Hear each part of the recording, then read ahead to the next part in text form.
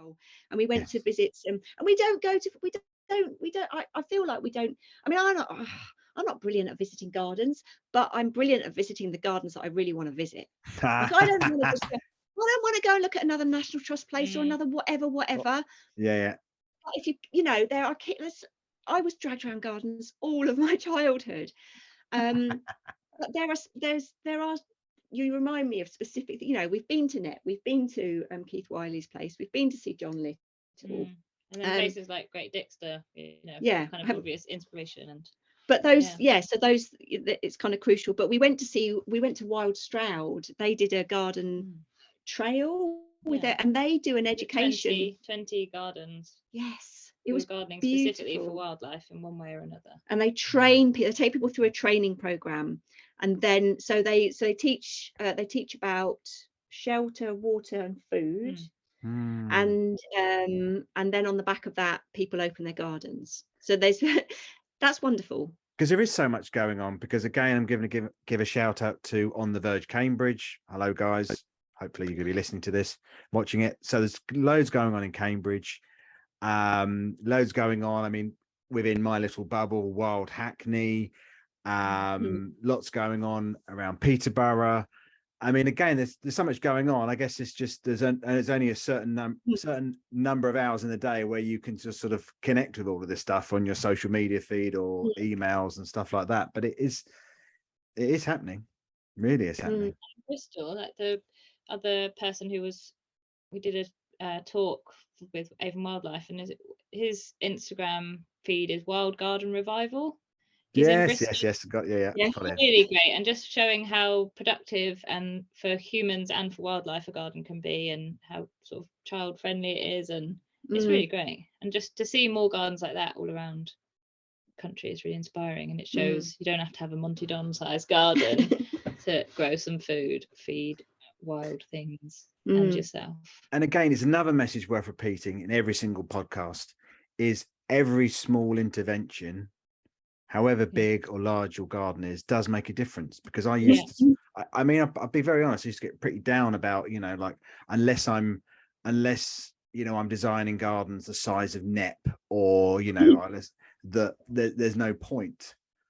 But you need those small interventions, those stopping points, those stepping stones between all those spaces are totally vital, you know, totally vital. They are vital. Water, or dead bit of wood on the ground, or leaf that's covering a bit of soil, they're all vital, aren't they?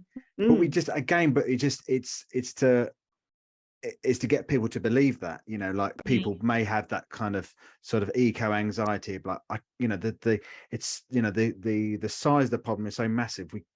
My little patch won't do anything to, you know, to counteract the Amazon rainforest being cut down, or that, you know, monocultural field opposite my house. You know, if we can just get that message across, you know, that it can be a stepping stone for wildlife. And you're dead right, just that, you know, a pile of leaves in the corner of the garden underneath the birch tree, or, you know, your hedge clippings can be left in a pile behind the shed.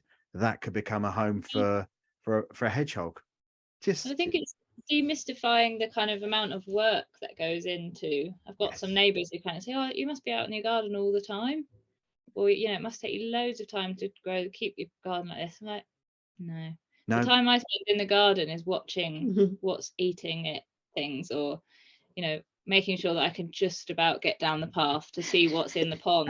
Yeah, it's really interesting, isn't it? And we kind of, but all the time we're kind of, they're kind of cutting things back. That we were talking about the perennials earlier. Yeah, but that the transition really occurred because when we bought this house sort of 7 or 8 years ago, and, you know, we did that thing of clearing the garden, taking the stuff away, you know, so I used to be a person who really wanted to see where the plant went into the ground, and I didn't like it if things grew out. And my partner reminds me constantly, he's like, "Claire, you were on this journey." Yes.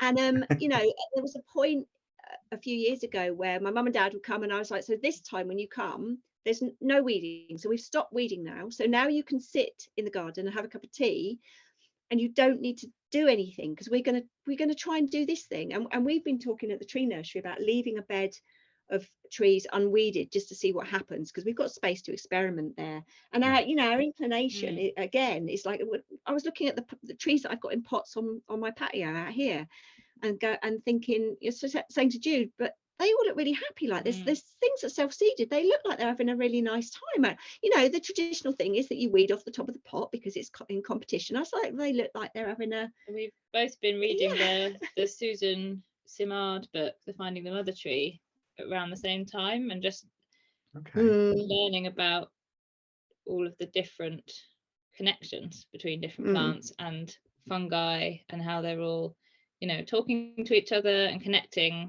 nutrients and water. And again, it's back to the plant communities, isn't it?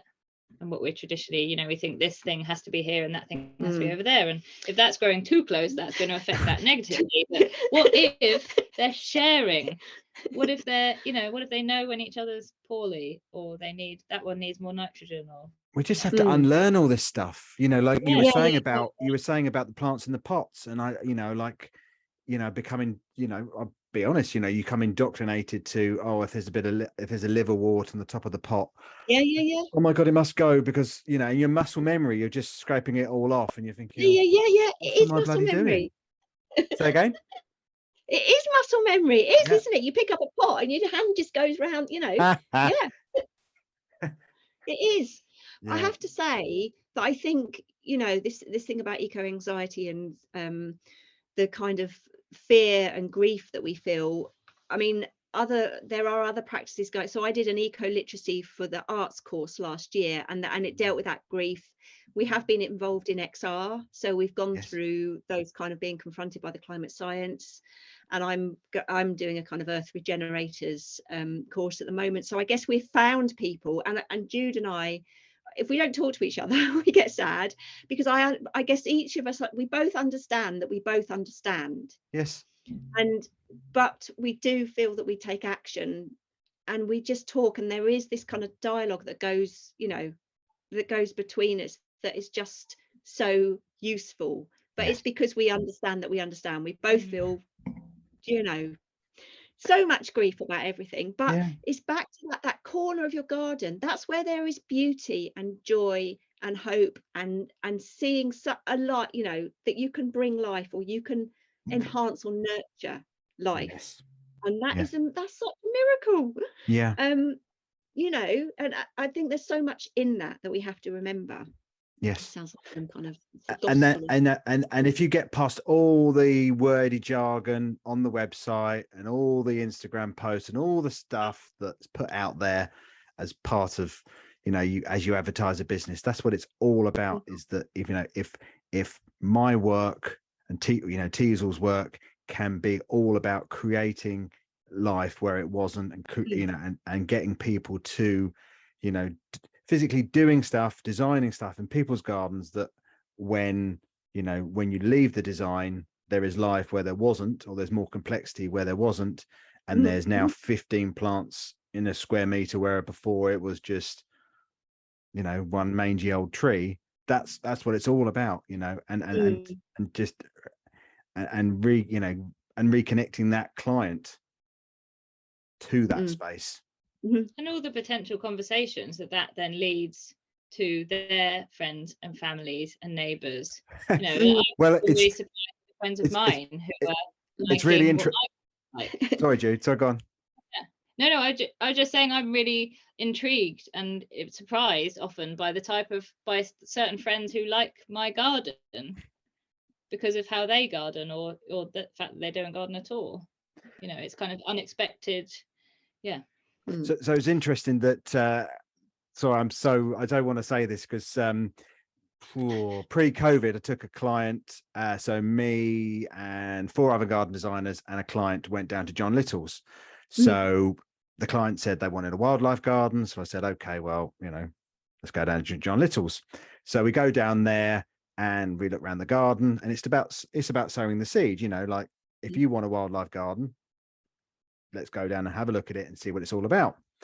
And so 2 years later, we do a sort of trial John Little style bed in a garden, and you know, you talk about these conversations, you know, all these things start. You know, she's kind of known in the village now as the lady with the rubble in you know, the rubble garden lady, because again, it's obviously hard to describe, but the client is, you wouldn't expect her to have basically a pile of crushed concrete and sand in her garden, but now she's the rubble lady. which is then led on to her being involved with a meadow in the public park, which is opposite her house. So this is all sort of, the conversations all lead on to new connections and so on and so on. She's become the rubble lady of Norton in Suffolk. So if you're listening, Brilliant. Amazing. So one of the other things that we're really, really keen to do is to set up a community composting group. Yes. Because I watch all the food waste and green waste leave here in a chuggy old diesel-y van that goes off to be, I don't know whatted, and then everybody goes up the road. Mixed with other green waste, which may or may not contain residual herbicides, pesticides, fungicides, all the bloody sides that you can think of. But again, there's this common thread, though, that, you know, it's I'm going to sound like Russell Brand here now, but getting it back, you know, that kind of self-reliance, and it coming from, and I don't say that derogatory, I mean, a massive fan of this way of thinking, a massive fan of Russell Brand, how you just, you know, taking back control, if it's the right word, but taking back responsibility. Yeah, there we go. Responsibility. Yeah, absolutely. And not accepting the system for what it is. It's like, you know, what is that about? Why do I have to go somewhere in my car to buy the stuff to bring it in a plastic, and what is that about? Well, if the system is working, or the system is working, then what? If it's not broke, then don't try and fix it. But in a lot of ways, it's not, is it? It's sort of like we have to get in our car, we have to drive 7 miles down the road, we have to drive through Bath City Centre or Cambridge City Centre, have to go and pick up some peat-based compost, bring it back, empty it in our garden, chuck away the non-recyclable bag. No, it's not bloody working. It's broken. It's not. Well, it's inherently. There we go. It's inherently unsustainable. Just built into the bloody system. And meanwhile, we're giving away this matter, which contains everything we need in it. All the life. Yes. And we're so detached. Not we, but people are so detached from that. They don't see it. It's always like, okay, well, somebody else will do that for us. We'll go and get that. We'll do that. We can buy that. It's just another bloody commodity. And I think, I guess it's connected back to that knowledge about soil and the life in soil, and how important it is to where we've chosen not to improve soil for biodiversity benefits, for example, but where we know we can improve the soil, knowing that homemade compost or locally homemade compost with all the life in it that hasn't been sterilized to whatever degree, obliterated, all the life obliterated. I guess there's a kind of a lot to be said about that kind of knowledge as well. What good, the organic matter side of the compost is good, but what else is it adding? Is it actually just?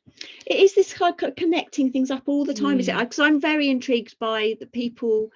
That idea of hanging a bird feeder. I've got bird feeders. The idea that you hang a bird feeder and you put, fat balls in it or whatever. But if you plant a tree that's got the berries on it, then you can bypass that system if there's enough berry, So it's like it's that thing about what do people know or don't know that they don't know and all of that. But it's like people understand, or we all understand little bits of it, but we're really not good at joining it up. And I had, and back to another thing about the power of conversation. We did an event down in the city centre for the festival, and we worked with Marion Hill, who's a great friend of ours, and she's been love her work. I know. Hold that. Yeah. Hold that thought. What we'll do is we'll get up a picture of her work. Okay. Yeah. So now let's wax lyrical and Marion Hill, because that is, Mm. I mean, I've been watching her work obviously from afar for, well, ever since the last couple of years. So do you want to explain what this picture is about? Yeah, so Marion has been, I mean, she's an illustrator, a collage artist. She's been working for years with landscapes, and she just started, I guess it was just in response to her garden, noticing what was in her garden and thinking, oh, wait a minute, can I collage these kind of little critters? So each of those is hand collaged. They are phenomenal images. Oh, wow. And she's been working with an ecologist who kind of is mapping Bath City Farm as well. Yeah, it's led her into all sorts of conversations. And these now, wherever you go in Bath, if you go down to Victoria Park in the centre, you go, or the farm, like there's, like, she's got these summer boards. pollinators, or like, what are they, kind of pest control experts, or there's posters for all the different jobs that all these beetles or certain creatures do. So she's basically taught herself all of this in collaboration with the ecologists, and got herself into all sorts of conversations. So I mean, you know, these look beautiful. So she teaches illustration in Bristol. She's always talking to her students about all of this stuff as well. And it's, I mean, she's just kind of obsessed with it. And her house, the front of her house, is also just like, it's a lovely display. So she's, I guess, known as the beetle woman. But so we've had the beetle woman, the rubble lady. Yeah. You're Jude, you're the Ekim lady. Claire, what are you? What's the? Oh gosh, I don't know. Are you? Maybe I need to. I don't know. Who am I? Who am I? So yeah, there's quite. The detail is astounding, isn't it? Each one looks like a photographic image. You know, beautiful. And the ecologists help with the kind of veins in the wings of the specific beat, like they're to the point. You know, perfectly detailed. Yeah. And we ran this workshop for the festival with we made the insects out of clay. We had loads of wildflowers. We had all of Marion's details. And there was a guy who came up to me pretty early on, a kind of middle-aged man, and came up to me and he said, I'm going to kill loads of things this afternoon. That was his opening line. I'm sorry. That sounds like what my dad would say. Like that is it. There's that sort of age when you get to that sort of age where you can just be like, oh, I've got carte blanche to be cantankerous and just say stuff to be. Oh my God. Okay. Yeah. I'm going to kill loads of things this afternoon. And I said, oh, okay. And I guess by this summer, I've you know, that thing about trying to figure out what it is that people kind of want to talk about, and instead of being combative, which I wanted to go, what an attack, I was like, oh. and he started talking about essentially his box blights, and he said, I'm gonna kill them, and he showed me a picture of what looked like a portion of a very beautiful garden, a walled garden. Yes. And I said, okay, and then we got on to I don't know, I just sort of started talking about the insects and gardening and stuff, and he said, I bet you're one of these people who don't fly. And I said, well, this definitely sounds like my dad. Yeah, he was kind of attacking me on all levels, and I was sort of staying very calm. And he was with a young girl, and I said, is this your human? I said, the reason I'm worried about all of this is because I have a 10-year-old son, and then we talked, and I just kept saying, okay, I just kind of listened to him, and I said, it looks like you have a really beautiful garden. That's kind of wonderful. And in the end he said, maybe I won't spray them. And then he went away. And it's like he wanted a conversation he wanted that conversation, yes, but he didn't know how to have it. Yeah, I think sorry, I shouldn't laugh. I think some people perhaps don't have the social skills, so they're just trying to connect in the way that they connect, because perhaps they're not as sociable as they should be, so they don't have that sort of checks and balances that you get from having lots of conversations with people. And perhaps that was the way he knew how to talk to people, and and I don't know. That's So this is the tree nursery site. Anyway, this image that we're looking at. So with Marriott, we kind of decorated it for an open day. But yeah, it's a glorious site to work with, and we think it's it's like a gallery. essentially, isn't it? It's got nine beds and about over 1,000 trees, little treelings probably at the moment. Mm. They're growing quite close together. We our first sort of big tree children left us last winter. Maybe 700 or 800 trees went off to a local community. That's a real meaningful number, isn't it? Mm. Sorry, you know, like I was looking at a tree nursery today. Was it It was like 700 trees. Was it 700? Was it? All of those beds were full with big things. I don't remember. I never remember any details. But okay, so that's 700 trees. And how many collaborating nurseries do you have at the moment with More Trees Baines? Is it about 6 or maybe 8? See, look, we don't know the facts. So there's some kind of small raised beds in schools, and then there's some other bigger ones like this on around town. So they're kind of differing in size, and some choose to grow specific species. We've got quite a broad mix, quite a few forest garden trees, though, haven't we? Because we're quite interested in the forest garden thing and edible plants.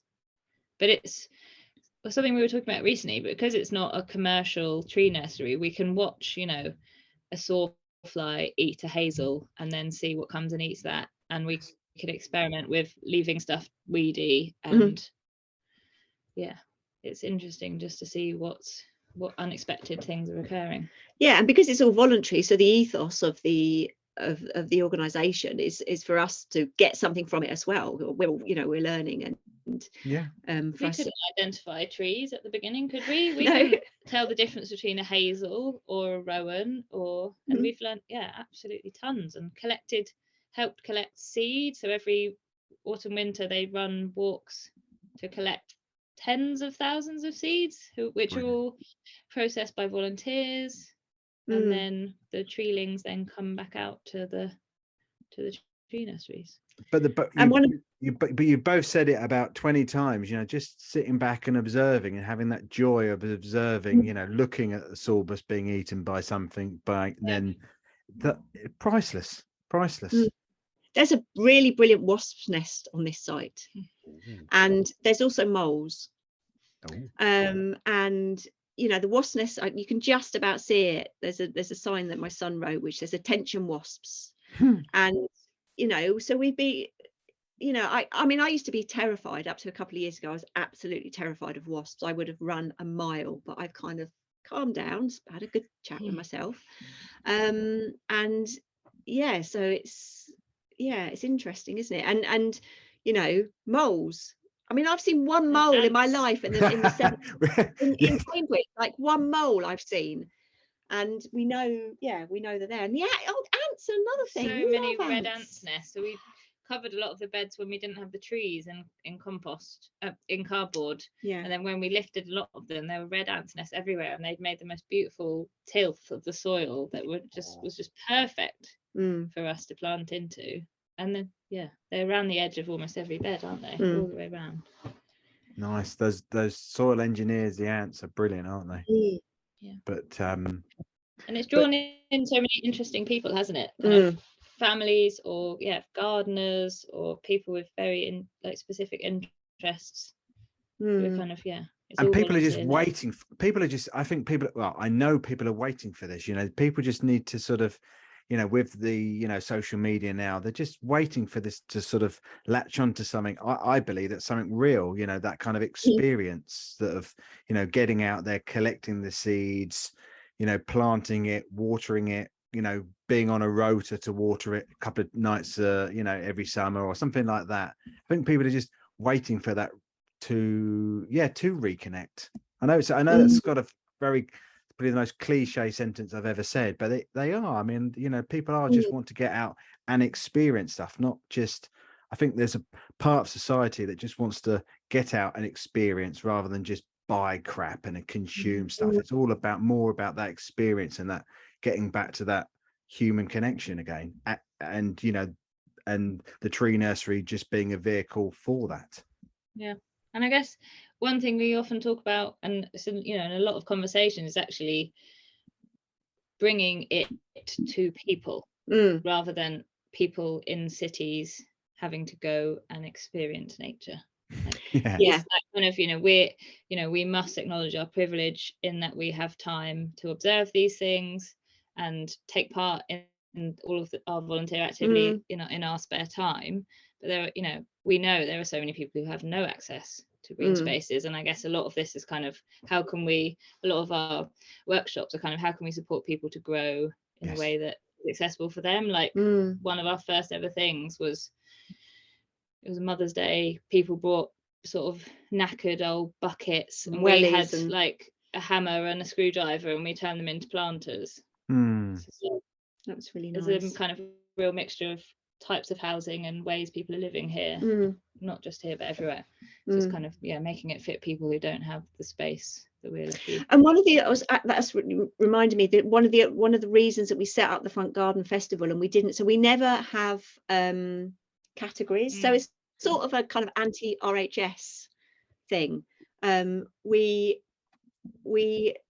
allowed, so we asked the judges to go round to look at all the gardens, and then when they came back, we're like, so we got them to decide on what the categories were or what the winners were. So there wasn't, because you can't just dump a kind of formula.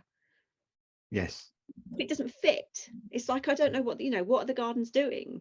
So we've tried to be kind of responsive to what we're working with. And this year we didn't have categories at all, did we? No. We kind of just presented prizes to people, had a picture of their garden, talked about what their garden was doing, and then chose prizes specifically to kind of maybe enhance a habitat or encourage them on. Yeah. Nice. That's a really nice, I think it's a really nice structure to it. Like I say, to put on, I don't know what category. Good question. What categories would you put on? Like, how could you categorize like people's gardens? I don't know. I mean, you can categorize it in a Chelsea Flower Show sense, I guess. But how would you categorize it? Like best garden from 0 to 4 square meters or something like that. Yeah. So Jude, you mentioned earlier about sort of running events and the type of people that come to them. Forgive me if you've kind of mentioned this in the previously, but sort of what is the kind of demographic and the type of people that sort of come to these events? Do you get a wide sort of broad spectrum of people from in and around Bath, or what's the sort of demographic? So I guess the makeup of Whiteway is kind of half privately owned houses and half kind of social housing, a mixture of flats and bungalows and 2-story houses, I guess. And I guess it depends on the event that we do, but this event specifically is kind of one of the ones we did in the park. So we've done quite a few, I mean, they're kind of late spring, early summer, I guess, aren't they?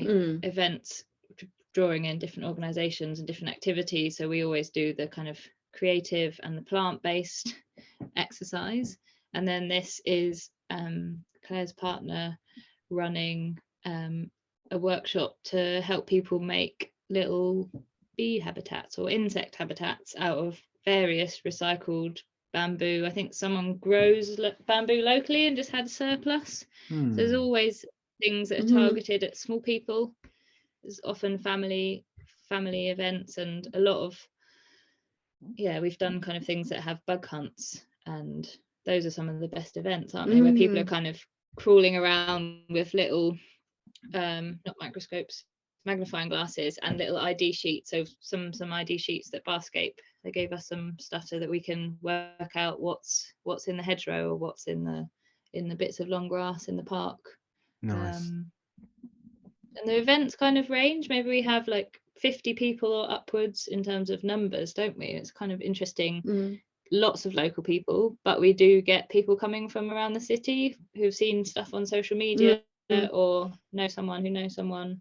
And that's always quite interesting for us, is those conversations with people who live on the other side of town and why they've chosen to come here and what's drawn them to the event. And sometimes we've done events that are part of other, so we did with the funding from Kew Gardens, we actually tied into a Crafts Council Hey Clay BBC Get Creative kind of festival weekend. So we have people coming on all fronts, you know, people coming for the kind of growing, but we also took a couple of pottery wheels into the park, and we worked with a potter who threw pots with the kids, and then we had some wildflowers. So it was sort of thinking, you know, how can we collaborate to link up different activities? And so yeah, that was a really great event. I think those some of our best events where it's been quite complicated, but we've collaborated with different people. Like we've had we did one where we had the football club, local sort of Twerton Park Footbath City FC. Someone bought birds of prey or some animals from the farm. It was kind of a hilarious sort of circus like gathering. Had my mum and dad talking about plants and giving plant advice. Go back to that. Let's go back to that bird of prey, because that's always one to make people look all you know, the classic picture of them winching with an eagle on their arm. Yeah. It's funny. I don't think we even invited him. He just turned up. Yeah. But he wanted to be involved. But he wanted. I laugh. But he wanted to be involved. You know, that's kind of it. Kind of builds these things build up a momentum of themselves, don't they? And people at these sort of events have told us that historically there were always summer fairs, didn't they? In the park, in the past, groups or people had arranged gatherings in the park, which hadn't really happened until the gatherings that we'd been part of. Yeah.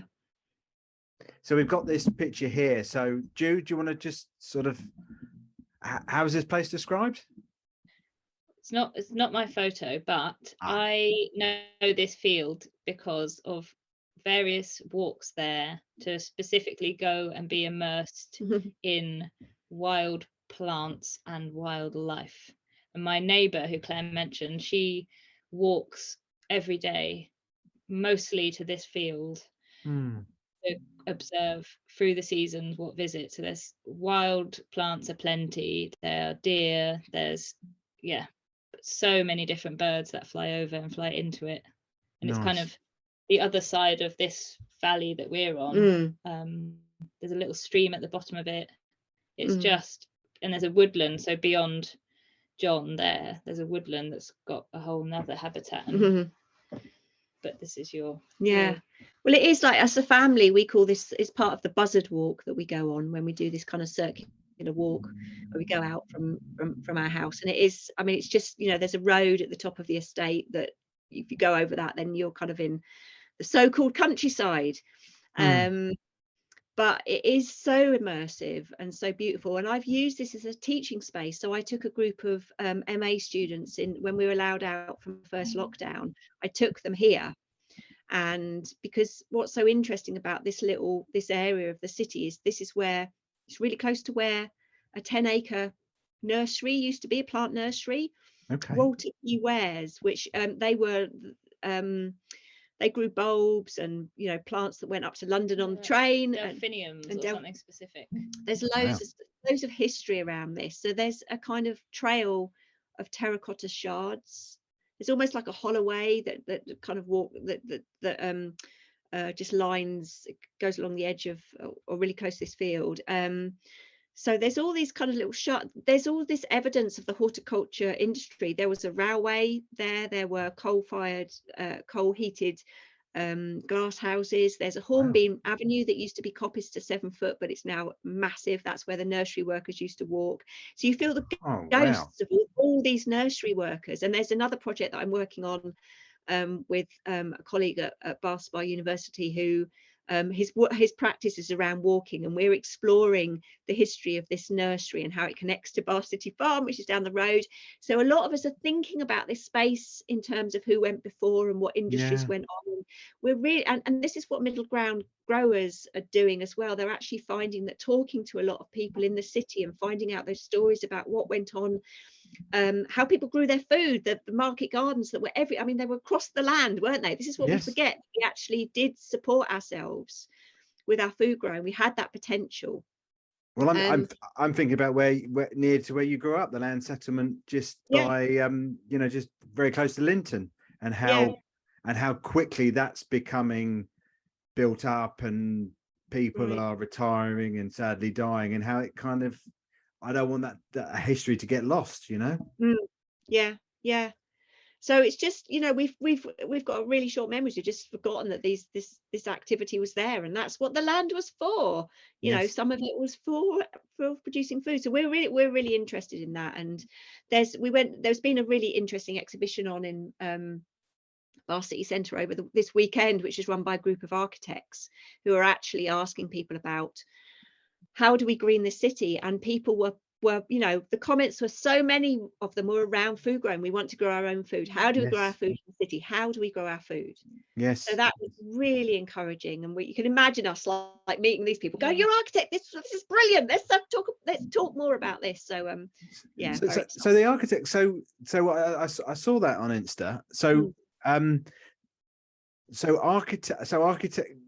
architects were asking this question. Was it, and again, was that sort of funding from was that a consultation for something, or consultate? I think they had some money. It felt like a community engagement style consultation, but it was led by artists, architects, artists. Yeah. And I think I heard one of them say that they had a bit of money from the RIBA to explore it. So, and there has been people one of the group, Funder Kemal, has been doing some work around how Bath would look if you put wind turbines on Salisbury Hill. Yes. How Bath would look if you put solar panels on. And actually, it's not if every surface was green. Yeah. So as you're talking, if it can be done in London, it can be done in Bath. Give them a name check. You think about the power of and the dedication of Dusty Gedge. You've probably heard of Dusty Gedge, good friends of John Little, and how, not single-handedly, but how over the last 20 years, they've got a green roof policy in London, and even in the square mile, you can see 30, 50, 60 different green roofs, even in the square mile. So we can regreen our cities, and especially, I'm sure you can fit a few green roofs certainly in Bath, I hope. Yeah, and I think this field goes back to that. We've literally sat in a room with people who have been talking about taking children out to the countryside to experience the countryside, and I'm like, wait a minute, I don't want to have to do that. I want the green at my doorstep. Yes. And one visit a school year is not enough. That's not enough to inspire a child to take action in the future, or to feel well, or to feel connected, or to see beauty. Yes. Or for the city to be shaded, or to mitigate flash flooding, and it's all of those huge conversation we're always having about and it started with your son's school, but just school playgrounds, school grounds,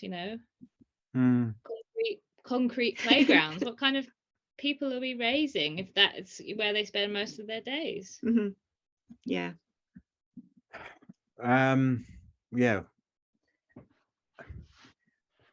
Quite nice. I mean, yes. What's going to happen to the kids that we raise? I can only talk from a Cambridge perspective, but I've been lucky enough to be involved with, again, name check them again, a group of people called On the Verge, and they've got some funding, and their first thing they wanted to do was put meadows into schools. So but again, this is relying on other people, not the the school themselves to do this in schools, isn't it? It's it's difficult. There don't appear to be sort of frameworks, like rigorous frameworks or any at all, that kind of say a school playground should have X amount of green, or a tree, or grow any of their food. But I think that will come from parents. I think parents will start to say, like, where is talking about the extra austerity that's coming, the cost of living crisis. I heard a head talking on Radio 4 last week saying, where's the food going to come from? Maybe we're going to have to start growing our own food. As a school, we're going to have to start growing our own food. And I was like, wow, I hope the RHS heard that. Like, who heard that? Who, it's that kind of dig for victory moment, isn't it? But no dig. So, to have a head teacher say that. I mean, imagine at the moment, my son's food gets cooked in another school and brought across. And they have grounds. They have grounds. It's cooked in another school and brought across. Bloody hell. Yeah. And but the teachers don't have the capacity, so it can't come. You're right. It can't come from the teachers, but the pressure will come from parents, because it's like, But I look at this as a great opportunity, though. It's going to, to a certain extent, it's going to get very desperate, and it's perhaps in desperate times where we have to think laterally, and we have to think, okay, well, we have to change the way we do it. We have to change the system if it's going to get that, if it's going to be that terrible or that desperate. You've got to adapt or die, really, haven't you? Yeah, absolutely. There's some really good initiatives who are sort of collecting surplus produce from allotments. It's quite kind of cool. I think it's called Crop Drop in Bath.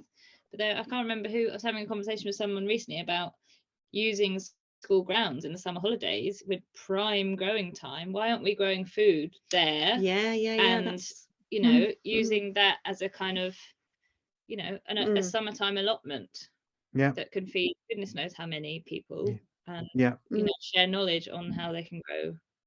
It's all this land that is inaccessible because of all of the checks and but again, we can produce, if we which I think we will go to more localized growing, but I think we can produce enough food for people. Again, in Cambridge, Co-Farm, a great community-based growing society, it's producing meaningful amounts of food for the local community, not single-handedly, but making up a lot of the food, a lot of produce for the food banks in and around some of the most deprived areas of Cambridge. So this is I think we're moving beyond the sort of market garden, let's just grow a few potatoes and feel good about ourselves. It's producing real yield, real weight of food that will feed people and give them enough sustenance. I do think we are moving into that realm now.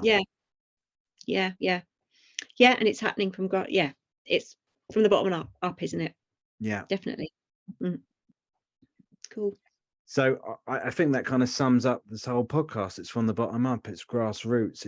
It's and I love what you said, Claire, about the responsibility, taking back that responsibility for ourselves, for what we do, for the way that we want our communities and our green spaces to be, and where our food comes from.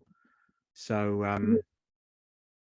and also, can I just to sort of round off, I think what's important is that, I mean, I've just heard you say that for the first time about the crop drop thing, and I think one of the things we do is we just gather this information, and we're just waiting. And I was having a conversation with somebody who volunteered for us for the first time, who was a photographer, but she's also gardening and training and everything, and she's like, I'm gathering all this, I don't know what it's for, and I'm like, well, it's for when you talk to people, because you might talk to the right person. And networking's a shitty word, but it's an ecology. It really is. I hate it. But it's an ecology. We're establishing and we're growing an ecology. And that's so every nugget of conversation is going to be valuable when it's in front of the right person. And we can only keep talking, because some of those things will stick and grow and do the thing. And some of them won't, because they're not ready. But so talking is really, really valuable. It doesn't stop us acting, but it does mean that we have ways of connecting with people that are really, really crucial. I want to draw a poetic analogy between the mycelium and we but it's about 10 to 8 now and I'm knackered, so I can't be that poetic, but the thought was there, wasn't it? We're with you, we know what you mean. Whatever it was. That thing. Guys, thank you very much for this. That's just shy of 2 hours. Happy days. Amazing. Nice one, guys. Thanks for doing this, and speak to you later. Thank you.